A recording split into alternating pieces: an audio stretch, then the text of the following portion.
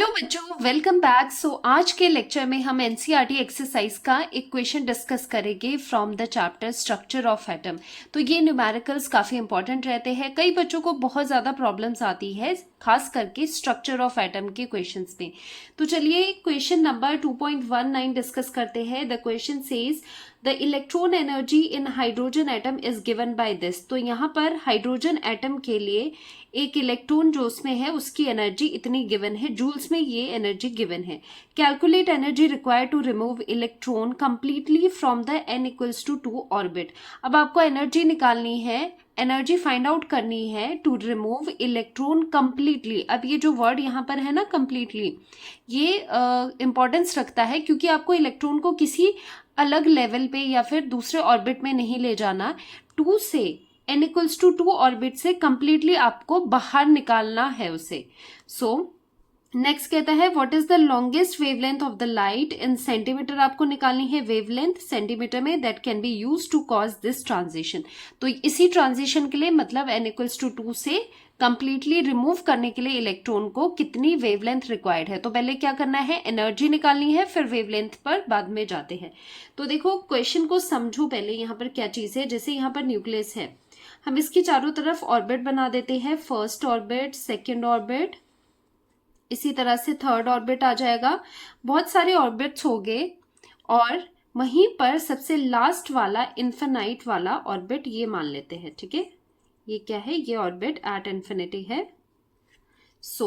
अगर ये level n equals to 1 है तो ये n इक्वल्स टू 2 हो गया, ये n इक्वल्स टू 3 हो गया और ये वाला n इक्वल्स टू इन्फिनिटी हो गया।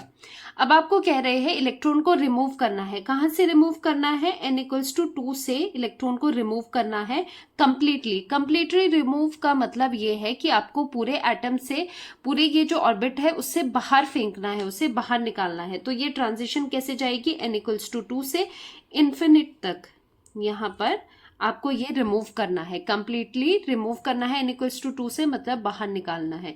तो ट्रांजिशन आपको कहां से कहां देखनी है, n इक्वल्स टू 2 से लेकर n इक्वल्स टू इन्फिनिटी तक आपको ये ट्रांजिशन देखनी है।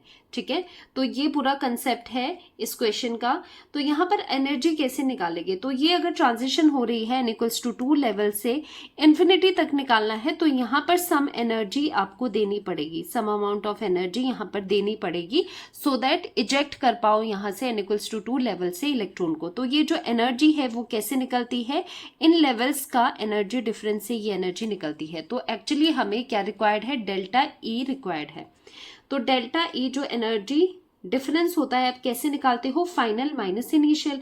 और ट्रांजिशन कहां से कहां तक है, 2 से इन्फिनिट तक आप जा रहे हो। तो एक्चुअली आपको क्या करना पड़ेगा, फाइनल की एनर्जी माइनस इनिशियल लेवल की एनर्जी जो कि n इक्वल्स टू 2 था, वहीं से इलेक्ट्रॉन को आप निकाल रहे हो, इन्फिनिट तक ले जा रहे हो। इन्फिनिटी तक ले गए उसका मतलब ये है कि वो उससे रिमूव ही हो गया है। तो एक्चुअली आपको करना क्या है, आपको ये निकालना है।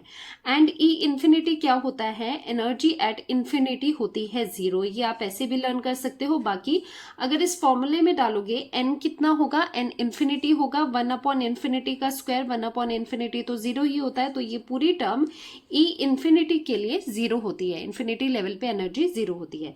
तो delta E for this transition कितना हो गया, ई इन्फिनिटी तो 0 है, 0 कर लेते हैं माइनस E2। अब इस फॉर्मूला को यूज करके सेकेंड लेवल की एनर्जी आपने लिखनी है। तो यहाँ पर n है तो नीचे n स्क्वायर है, अगर 2 लिख लेते हैं तो नीचे 2 स्क्वायर करना पड़ेगा।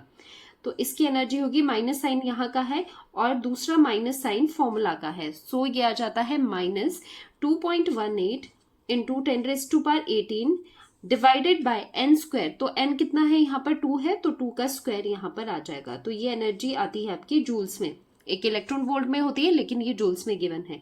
तो डेल्टा ई की वैल्यू कितनी है, माइनस माइनस प्लस हो जाएगा, 2.18 इंटू 10⁻18 डिवाइडेड बाय 4 जूल्स। तो ये एनर्जी की वैल्यू निकल जाती है जो आपको पूछ रहे हैं। ठीक है, आप इसे सॉल्व भी कर सकते हो, सिंप्लीफाई करके भी आंसर बता सकते हो, या फिर ये करके लैम्डा के लिए आगे हम प्रोसीड कर सकते हैं। ऑन सॉल्विंग इसका आंसर आ जाता है 5.45 इंटू 10⁻⁻18 जूल्स। ठीक है, ये फर्स्ट पार्ट था। अब सेकेंड पार्ट करते हैं क्वेश्चन का। What is the longest wavelength of the light in centimetre that can be use to cause this transition. जो ये ट्रांजिशन है इसको करने के लिए कितनी वेवलेंथ नीडेड है। तो जो वेवलेंथ है वो आप किससे निकाल सकते हो, वेवलेंथ आप एनर्जी से निकाल सकते हो। ठीक है, so we know the formula energy delta E is equal to h nu. ठीक है, ये एनर्जी का फॉर्मूला होता है, न्यू है फ्रीक्वेंसी, लेकिन हमें क्या चाहिए, हमें चाहिए लैम्डा के साथ। So delta E is equals to h c by lambda. Lambda is the wavelength और ये आपको नोन है वैल्यू ये वाली, या फिर ये भी कर सकते हो, कोई भी यूज कर सकते हो। तो यहाँ पर क्या हो जाएगा, ये वैल्यू आप ये डिनोमिनेटर में ले लेना, लैम्डा आपको फाइंड करना है, लैम्डा इस साइड आ जाएगा, H C upon delta E आ जाएगा। अब h क्या है, h is the Planck's constant जिसकी वैल्यू होती है 6.6 इंटू 10⁻⁻34। ये वाली आ गई। c is the speed of the light 3 into 10⁸ metre per second में है। ये क्यों मैं लिख रही हूँ ये भी आपको समझ आएगा, ये मीटर पर सेकेंड में है। और डिनोमिनेटर में आ जाती है ये वाली वैल्यू 5.45 इंटू 10⁻⁻18 जूल्स। ठीक है, ये भी जूल्स में है। तो यहाँ पर क्या हो जाता है, लैम्डा की वैल्यू जैसे कि पूछ रहे हैं सेंटीमीटर में चाहिए, लेकिन अभी यहाँ पर मीटर पर सेकेंड है, तो ऑन सॉल्विंग जो ये आंसर होगा ये आपका आने वाला है मीटर में, और इसे हम सेंटीमीटर में कन्वर्ट करेंगे। जब आप इसे सॉल्व करोगे आंसर आता है 36.33 इंटू 10⁻⁻8 मीटर्स। मीटर आता है, लेकिन हमें चाहिए सेंटीमीटर में। सो 1 मीटर में कितने होते हैं, 100 सेंटीमीटर होते हैं। तो यहाँ पर हम चेंज कर लेते हैं, lambda is equal to 36.33 into 10⁻⁻8 into 10⁻²। अब आ जाता है ये सेंटीमीटर में। ठीक है, तो ये आ जाएगा 10⁻36.33 इंटू 10⁻6 सेंटीमीटर आ जाता है। ठीक है, क्योंकि हमें क्वेश्चन में पूछा है कि सेंटीमीटर में आपने निकालना है आंसर, तो ये ध्यान रखेंगे। यहाँ पर स्पीड ऑफ लाइट में मीटर पर सेकेंड है, इसीलिए मीटर में आया आंसर, लेकिन हमें कन्वर्ट करना है इंटू सेंटीमीटर। ओके, तो ये लैम्डा की ये वैल्यू आ गई, ये आंसर आ गया। और इसे और सॉल्व करोगे, डेसिमल आगे ले जाओगे 3.6, तो यहाँ पर 10⁻⁻5 सेंटीमीटर आ जाता है। तो ये आपका लास्ट में आंसर रहता है। तो इतनी वेवलेंथ की एनर्जी एसोसिएट होगी इस ट्रांजिशन को करवाने के लिए। आई होप आपको ये क्वेश्चन समझ आया होगा। इसी तरह के क्वेश्चंस के लिए, इसी तरह के लेक्चर्स के लिए do subscribe the channel. Thank you so much, bye bye.